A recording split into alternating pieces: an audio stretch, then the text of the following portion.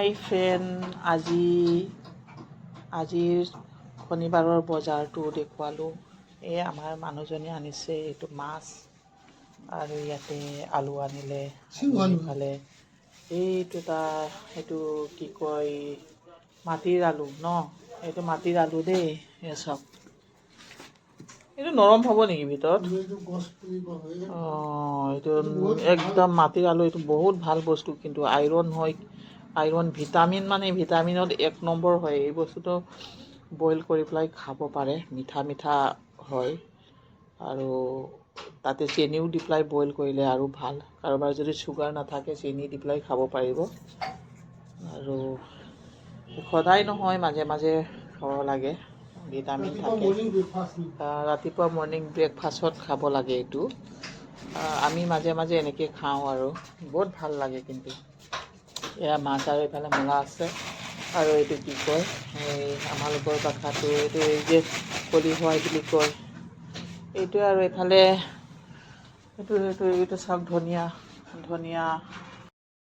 এইটো এতিয়া দুপৰীয়াৰ আহাৰ ৰান্ধিবলৈ আৰম্ভ কৰিম। এইফালে আমাৰ জেনাম পাতা আছে, আৰু এইফালে ফৰাছ গুটি, আলু, মূলা, আৰু এইফালে মাছৰ তেলটো কিন্তু বেলেগকৈ ভাজিম বেঙুনৰ লগত। আৰু এইটো ভোট জলকীয়া, এই জলকীয়াকেইটা দিম ভালকৈ কাটি পেলাই। এতিয়া মাছটো ভাজা চুৰু কৰিম। কিন্তু আমালোকে জেনাম পাতা দিয়ে আমি মাছ বনাওঁ, নহৰু পিঁয়াজ নিদিয়াকৈও বনাওঁ। কোনোবাই নহৰু পিঁয়াজ নহ'লে ভাল নাপায় কাৰণে নহৰু পিঁয়াজো দিয়ে। কিন্তু আমি অকল জেনাম পাত দিহে বনাম। এয়া চাওক, এতিয়া তেল ঢালিলোঁ। মাছটো এনেই নিজৰে তেল ওলাব, আমি কিন্তু অলপ তেলটো বেছিকৈ খাওঁ। তেল বেছি খোৱাটো ভাল নহয়, তেলটো বেছি খাওঁ। অকণমান সময় তেলৰ এটা কেঁচা গোন্ধ গুচি যোৱাৰ পাছত এতিয়া মাছটো দিলোঁ। কুকুৰাখিনি আগত আৰম্ভ কৰিছোঁ ভাজিবলৈ। তেলটো একেবাৰে গৰম হোৱাৰ কাৰণে এই মাছটো খাওক, কোনো লগালগি থাকে নহয়, এইটো নালাগে। তেল কড়াইটো ভালকৈ গৰম কৰাই মাছটো ভজা আৰম্ভ কৰিছোঁ। এখন হাতে ভিডিঅ' বনাই আছোঁ, এখন হাতে ভিডিঅ'টো কৰি আছোঁ। সেইটো কাৰণে ইমান ধুনীয়াকৈ টিভিৰ মতে নহ'লেও হেৰি নকৰিব। এতিয়া এই জেনাম পাতটো আমি এতিয়া চম্ভাজ কৰিম।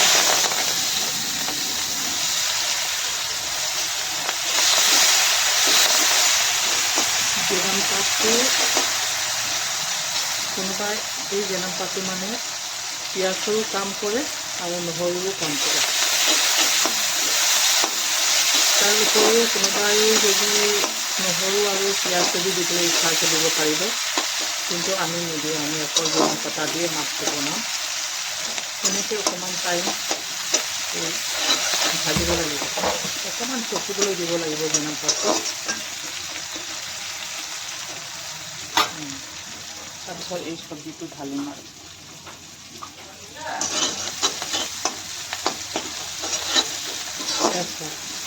অকণমান টাইম এনেকৈ ভাজিব লাগিব।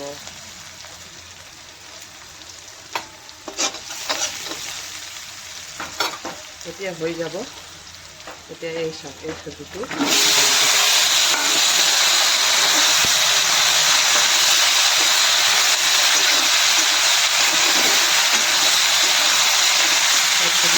দিলোঁ। আৰু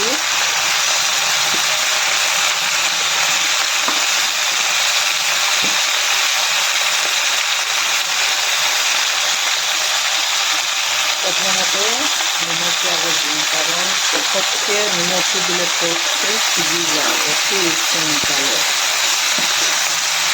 সোনকালে নিমখ ঢাকনটো দিলে ভাল নিজৰ ঘৰতে খুন্দা মছলাবিলাক দিয়ে।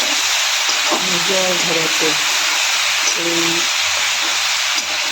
এই যে হলুদৰ গুড়া নিজৰ ঘৰতে আৰু এইফালে জিৰা এইবিলাক চব নিজৰ ঘৰতে খুন্দা একদম আমি মছলা কেতিয়াবাহে পিচি পেলাই খাওঁ, কিন্তু এনেকৈয়ে আমি নিজৰ ঘৰতে খুন্দাখিনি চটকাট বনোৱাও হয় আৰু ভালো লাগে। এনেকৈ অকণমান ভাজিলোঁ, শুকানকৈ অকণমান সময় ভাজিলোঁ। ভাজাৰ পাছত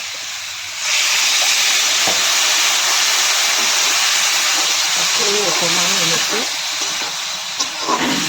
পানী অলপ দি পেলাই অকণমান এনেকৈ এই যে মছলাবোৰ অকণমান সময় এই পানী অকণমান দি পেলাই সিজাম। মছলাবোৰ এয়া অকণমান শুকান ভাজিলোঁ মছলাখিনি। এই পিঠা নিচিনাই হৈ গৈছে, পূৰা পিঠা নিচিনাই হৈ গৈছে। এতিয়া পানী ঢালি খোৱা অনুসৰি পানীটো ঢালি দিওঁ। এইয়া চাওক, পানীটো ইমান নাঢালোঁ। পানী আমি কিন্তু অকণমান ঘন টাইপৰহে মাছৰ তৰকাৰীটো বনাই ভাল লাগে। অলপমান ঘন টাইপৰহে বনাওঁ। ঝোলটো একদম ভাল নাপাওঁ মই, ঝোলটো ভাল নাপাওঁ। পানী দি পেলাই সোৱাদ অনুসৰি পানী দি পেলাই ভালকৈ এতিয়া সিজোৱাম। তাৰপাছত মাছ ঢালিম আৰু এইফালে আৰু এই মাছৰ তেলটো জিৰা পাতা দি ভাজা চুৰু কৰিম। ইয়াত দেখিলে ইমান ধুনীয়া এটা পুৰণা কড়াই, বৰ ধুনীয়া পুৰণা কড়াই দেই। কিন্তু ইয়াত বনালে কিন্তু বহুত সোৱাদ লাগে, সেইকাৰণে মই এই কড়াইটো কেতিয়াও নেৰোঁ। মৰা বয়সলৈকে সিও থাকিলে একেলগে যামগৈ আৰু। এইফালেও এতিয়া তেলটো ঢালিলোঁ। তেলটো মই বহুত ভাল পাওঁ, সেইকাৰণে তেল ঠিকছে দিওঁ আৰু।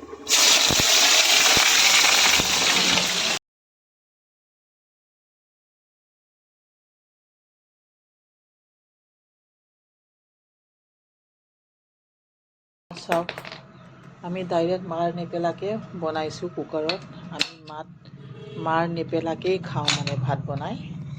এনেকৈ কুকাৰত ইমান ধুনীয়া হৈ গ'ল চাহ। এইটো আমালোকৰ নিয়মেই হয়, আমি মাৰ নেপেলাওঁ মানে, কেতিয়াও মাৰ নেপেলাওঁ। এতিয়া ৰেডি কৰিলোঁ খোৱাৰ কাৰণে। এয়া খোৱাটো আৰম্ভ কৰিম। সেইফালে মাছৰ তৰকাৰী থাকিল, এইফালে কেঁচা লাই শাক থাকিল। কেঁচা লাই শাকটো এনেকৈ আমি খাওঁ, ডাইৰেক্ট মানে এনেকৈ খাওঁ। এই দেখিছে এনেকৈ খাওঁ, মোৰ হাজবেণ্ডে খাই আছে, আপোনালোকে চাই থাকিব। আৰু সেয়া গোটেই মানে মাছৰ টুকুৰাটো মই আগত ধৰিম আৰু। মোৰ হাজবেণ্ডে কিন্তু মোক বহুত গালে, কি হ'ল তুমি খালি মাছটোহে দেখা পাই নেকি, মাছৰ টুকুৰাটো আগতহে লৈ খাই বুলি। এনেকৈ এতিয়া আৰম্ভ কৰোঁ আৰু। ভোকো লাগিছে, কষ্ট কৰি বনালে ভালেই লাগিব। এবাৰ খাই চাওঁ।